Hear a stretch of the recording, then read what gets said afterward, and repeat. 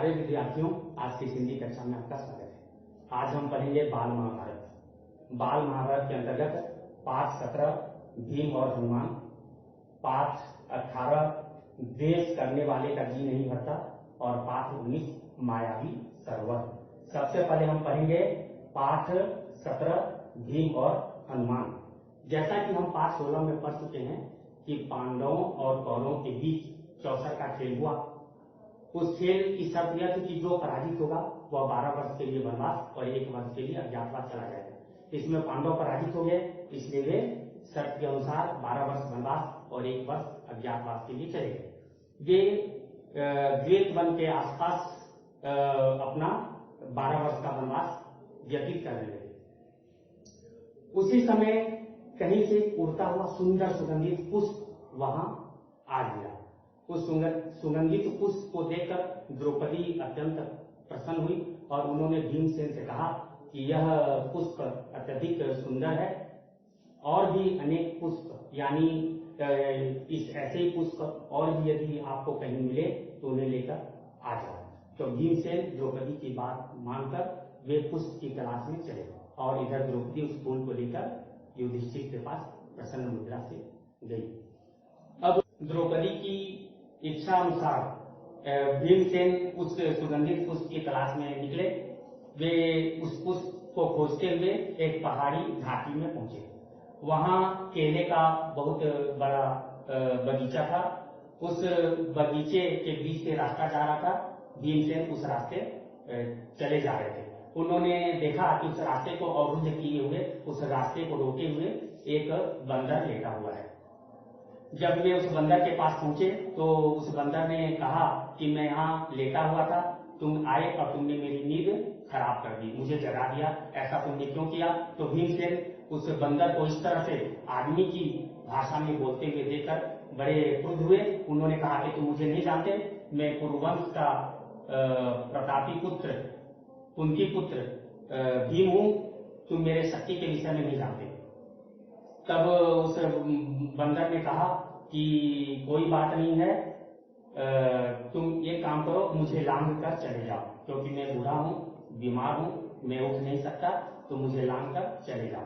भीमसेन क्रोधित हुए। उन्होंने कहा कि किसी व्यक्ति को, किसी भी प्राणी को लांघना उचित नहीं है, मैं तुम्हें कैसे लांघ सकता हूं? अगर लांघना ही होता तो अभी तक मैं छलांग लगाकर लांघ चुका होता। तब बंदर ने कहा कि तुम हनुमान के विषय में नहीं जानते, जिसने लंका को लांघ लिया, जिसने समुद्र को लांघ लिया।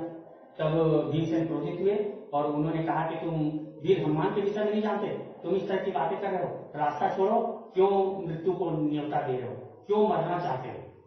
तब बंदर ने कहा कि ये काम करो, मैं तो उठ नहीं सकता, मेरी पूंछ को उठाओ और चले जाओ।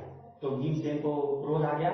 उन्होंने एक हाथ से उस बंदर की पूंछ को पकड़ा और उठाने लगे, लेकिन घोर आश्चर्य, वे उस पूंछ को उठा नहीं पाए।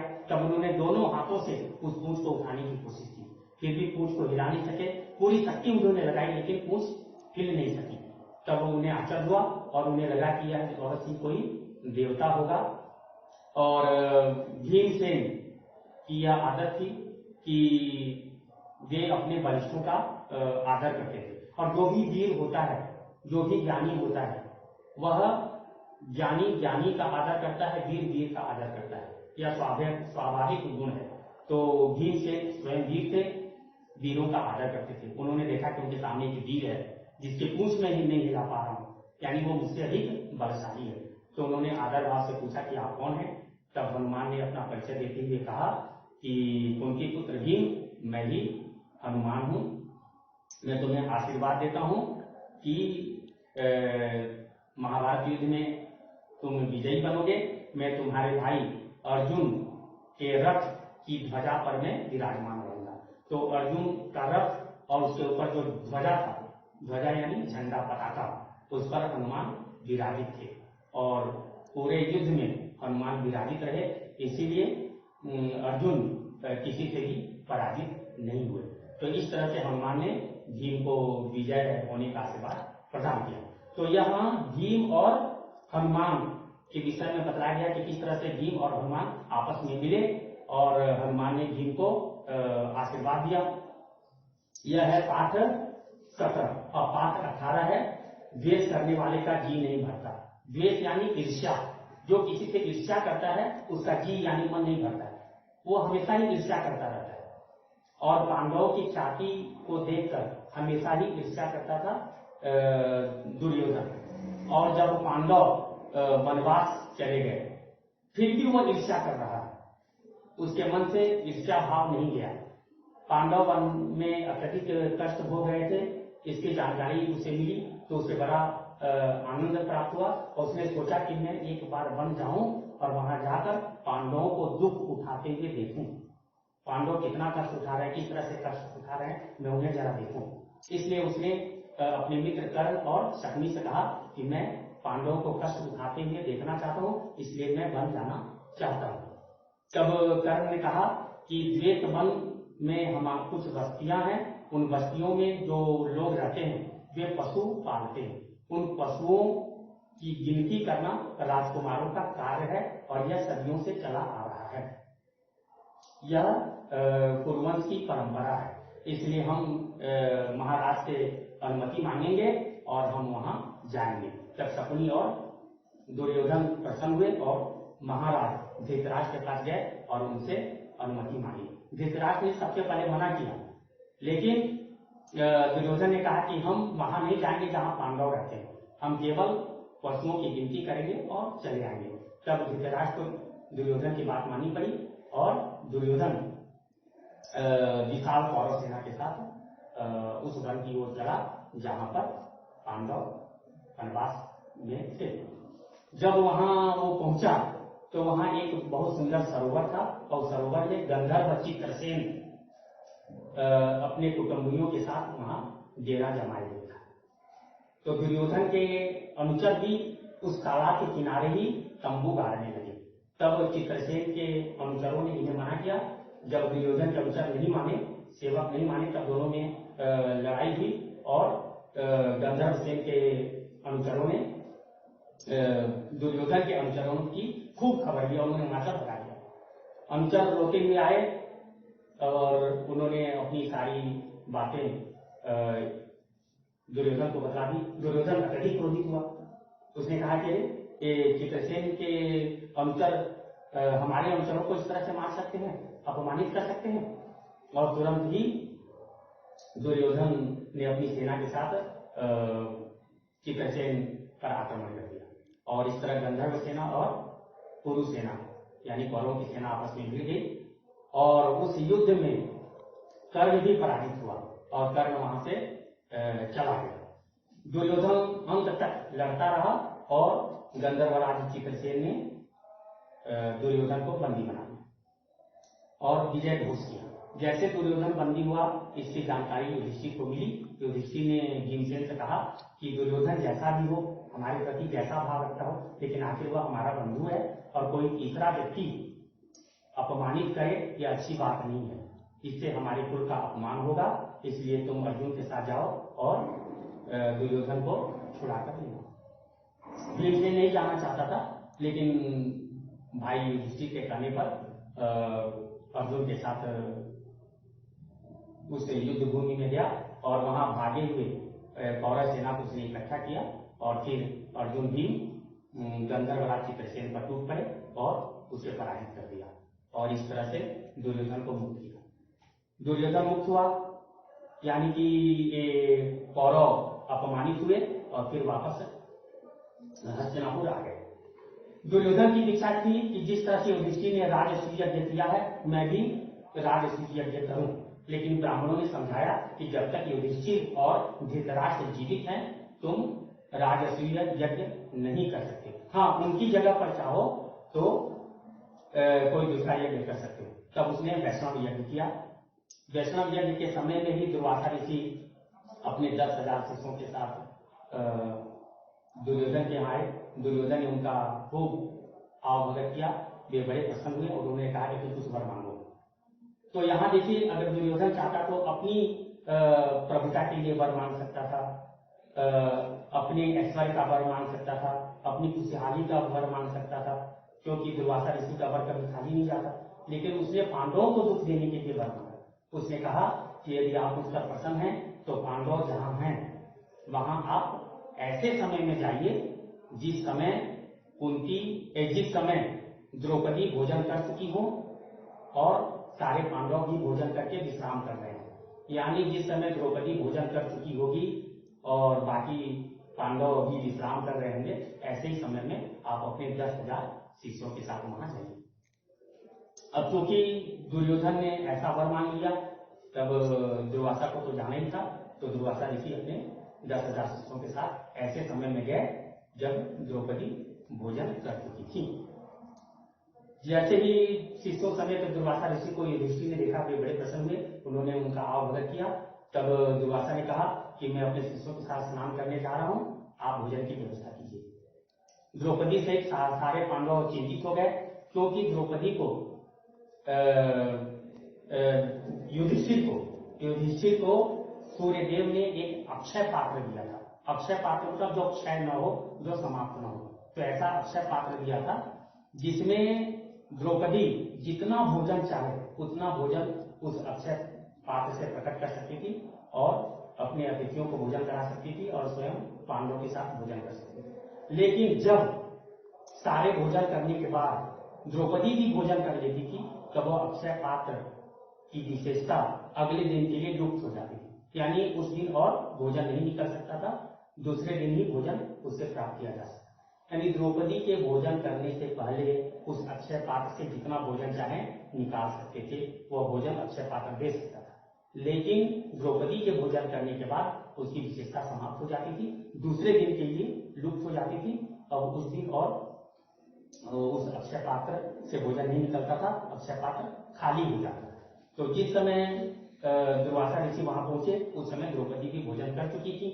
अब अक्षय पात्र से भोजन मिलने वाला नहीं था, इसलिए सभी चिंतित हुए कि अब क्या किया जाए, कहीं दुर्वासा ऋषि क्रोधित होकर श्राप न दे दें। इसलिए द्रौपदी ने भगवान कृष्ण की आराधना की। तब कृष्ण तुरंत वहां पहुंचे और उन्होंने द्रौपदी से कहा कि मुझे बहुत दिनों की भूख लगी है, तुम जरा वो अक्षय पात्र लेकर आओ। द्रौपदी सब चाहते हुए अक्षय पात्र लेकर पहुंची। श्री कृष्ण ने अक्षय पात्र को देखा तो उसमें अन्न का एक कण और साग का एक पत्ता चिपका हुआ था। तो भगवान कृष्ण ने अन्न का एक कण और साग का पत्ता अपने मुंह में डाला और कहा कि इससे उन्हें भोजन की प्राप्ति हो, उन्हें यानी कि दुर्वासा और उनके 10,000 शिष्यों को भोजन की प्राप्ति हो। और जैसे ही भगवान कृष्ण ने उस अन्न और साग के पत्ते को खाया, तुरंत ही उसी समय दुर्वासा के 10,000 शिष्य और दुर्वासा भी भोजन प्राप्त कर लिए। यानी उन्हें ऐसा लगा जैसे उन्हें भोजन मिल गया, उनका पेट भर गया। ऐसा क्यों हुआ? क्योंकि महाभारत के मूल ग्रंथ में यह वर्णन है कि भगवान कृष्ण सारे जगत के आधार है, सारा संसार उन्हीं में समाया हुआ है। तो भगवान कृष्ण ने जैसे ही भोजन किया, सारा संसार तुरंत ही भोजन कर लिया, यानी कि सारा संसार तृप्त हो गया। तो संसार में दुर्वासा भी आते हैं और उनके शिष्य भी आते हैं, इसलिए वे भी भोजन कर लिए। इसके बाद कृष्ण ने भीम से कहा कि भीम जाओ और दुर्वासा ऋषि को उनके शिष्यों से बुलाओ।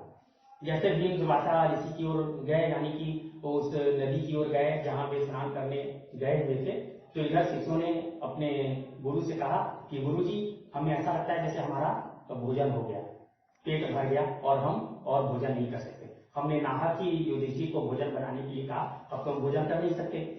जब तक भीम पहुंचे तब दुर्वासा ने कहा कि हमारा पेट भर गया है, हमने भोजन कर लिया है, तुम जाकर युधिष्ठिर से कह देना कि हमने नाहक उन्हें परेशान किया, वे हमें क्षमा दें। और ऐसा करते हुए दुर्वासा ऋषि अपने शिष्यों के साथ वहां से चले गए। इस तरह से भगवान कृष्ण ने दुर्वासा के साप से पांडवों की रक्षा की, क्योंकि दुर्योधन यही चाहता था कि जब द्रौपदी भोजन कर लेगी, इसके बाद वो कभी भी दुर्वासा उनके शिष्यों को भोजन नहीं करा पाएगी और अंत में क्रोधित दुर्वासा उन्हें श्राप दे देंगे और पांडवों को कष्ट ही होगा।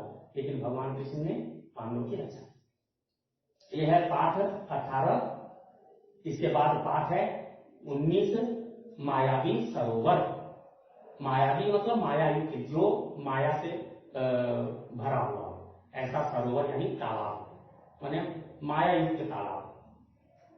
अब आपको पता है कि पांडव वनवास में थे और वनवास का अंतिम समय आ गया था, यानी 12 वर्ष अब बीतने ही वाला था। कि वे एक ब्राह्मण की रक्षा करते हुए वन के अंदर तक पहुंचे। वन के अंदर तक पहुंचने के बाद उन्हें बड़ी जोरों की प्यास लगी। सभी पांडवों को प्यास लगी। अब सब प्यास से व्याकुल हो गए। तब युधिष्ठिर ने नकुल से कहा कि नकुल, सभी को प्यास लगी है, मुझे भी जोरों की प्यास लगी है, जरा देखो आसपास कहीं पानी है। तब नकुल एक पेड़ की ऊंची चोटी पर चढ़ गए और वहां से उन्होंने देखा कि पास में कुछ बगुले दिखलाई दे रहे हैं। वे नीचे उतरे और उन्होंने कहा कि पास में कुछ ऐसे वृक्ष दिखाई दे रहे हैं, घास दिखाई दे रहे हैं, पौधे दिखाई दे रहे हैं जो पानी के आसपास ही होते हैं और कुछ बगुले भी दिखाई दे रहे हैं। इसका अर्थ है कि पास में कहीं कोई पानी की व्यवस्था है, यानी तालाब है। तब युधिष्ठिर ने कहा कि तुम जाओ और मेरे लिए पानी लेकर आओ। नकुल गए, वहां उन्होंने देखा कि सही में सुंदर तालाब है। वे पानी पीने के लिए जैसे ही तालाब में उतरे और उन्होंने अपनी अंजुली में पानी भरा, एक आवाज आई, अदृश्य आवाज, जिसे देख नहीं सकते थे। कौन बोल रहा है उसे देखा नहीं जा सकता था, लेकिन आवाज आई कि माद्री पुत्र, यह तालाब मेरा है, मेरे प्रश्नों का उत्तर दो, इसके बाद पानी पीना। लेकिन नकुल प्यासे थे, उन्होंने आवाज पर ध्यान नहीं दिया और पानी पी लिया। जैसे पानी पी के वे तट पर आने लगे, उन्हें चक्कर आया और वे बेहोश होकर गिर गए। जब नकुल नहीं पहुंचे तब युधिष्ठिर चिंतित हुए। उन्होंने सहदेव से कहा कि तुम जाओ, जाकर देखो। सहदेव भी वहां पहुंचे। उन्होंने देखा कि नकुल बेहोश पड़े हुए हैं, उन्हें भी जोरों की प्यास लगी थी, वे भी पानी पीने लगे। फिर वैसे ही आवाज आई, उन्होंने आवाज पर ध्यान नहीं दिया और पानी पिया और बेहोश हो गए। नकुल और सहदेव के न आने पर युधिष्ठिर ने अर्जुन से कहा। अर्जुन भी गए। उन्होंने देखा कि नकुल और सहदेव दोनों मरे से पड़े हैं।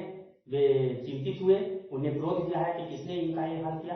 वे भी पानी पीने के लिए उतरे और जैसे ही पानी पीना चाहा, वही अदृश्य आवाज आई कि यह तालाब मेरा है, बिना मेरी आज्ञा के पानी नहीं पी सकते, पहले मेरे प्रश्नों का उत्तर दो, इसके बाद पानी पीना। अर्जुन वीर थे, उन्हें क्रोध आया। उन्होंने जिधर से आवाज आ रही थी उधर उन्होंने तीर छोड़ना प्रारंभ कर दिया, लेकिन उनके तीर का कोई फल नहीं निकला। उनका तीर असफल हो गया, क्योंकि जिधर से आवाज आ रही थी उधर जिसकी आवाज थी उसे कोई क्षति नहीं पहुंची। इसलिए भीम अर्जुन और अत्यधिक क्रोधित हुए और उन्होंने सोचा कि पहले मैं पानी पी लूं, फिर जो बोल रहा है उसकी खबर लूंगा। और वे पानी पीने लगे। पीने के बाद जैसे ही तट की ओर चले, फिर चकरा गए और बेहोश हो गए। उन्हें यानी कि नकुल, सहदेव और अर्जुन को वापस आते न देख युधिष्ठिर चिंतित हुए और उन्होंने भीम से कहा कि तुम जाओ, जाकर देखो। भीम भी पहुंचे। भीम ने देखा कि मेरे तीनों भाई मृत्यु से पड़े हैं। उन्हें भी क्रोध आया, वे भी पानी पीने के लिए उतरे। फिर वही आवाज आई, लेकिन उन्होंने सोचा कि पहले पानी पी लूं, फिर इसकी खबर देता हूं। फिर वे पानी पिया। पानी पी के जैसे ही बाहर निकले, वे भी चकराए और बेहोश हो गए। अपने भाइयों को वापस आते न देख युधिष्ठिर चिंतित हुए और वे उनकी खोज में निकले।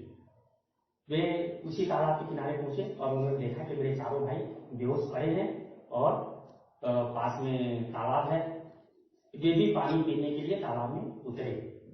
फिर वही आवाज आई कि पहले मेरे प्रश्नों का उत्तर दो, इसके बाद पानी पीना। फिर युधिष्ठिर यहां रुक गए, क्योंकि तालाब जिसका है वह उस तालाब का मालिक है और बिना मालिक की अनुमति के तालाब का पानी पीना अनुचित है। बाकी चार भाइयों ने उस आवाज की उपेक्षा की, उस तालाब के मालिक की बात नहीं मानी, इसलिए वीर होते हुए भी वे बेहोश हो गए। क्योंकि लेकिन युधिष्ठिर क्या थे, वे धर्मपुत्र थे, धर्मनिष्ठ थे, धर्म के अनुसार चलते थे। उन्होंने जाना कि जिसका यह तालाब है वह इसका मालिक है, बिना उसकी अनुमति के इस तालाब का पानी पीना अनुचित है। इसलिए उन्होंने उनकी बात मान ली और पानी नहीं पिया और उनसे कहा कि ठीक है, आप प्रश्न पूछिए, मैं उसका उत्तर यथासंभव देने की चेष्टा करूंगा। तो बच्चों, यह है पाठ 19 तक की कथा वस्तु। अब पाठ 20 यक्ष प्रश्न है, जिसमें यक्ष जो उस तालाब का मालिक था उसने युधिष्ठिर से 15 प्रश्न पूछे और युधिष्ठिर ने उसका यथोचित उत्तर दिया। वे प्रश्न क्या थे और उन्होंने उसका क्या उत्तर दिया, इसे हम पाठ 20 में पढ़ेंगे। अभी पाठ 17, 18 और 19 हमने पढ़ा। आप इस पाठ को भली भांति समझ गए होंगे। इस वीडियो के डिस्क्रिप्शन में इन तीनों पाठों का प्रश्नोत्तर टाइप किया हुआ है।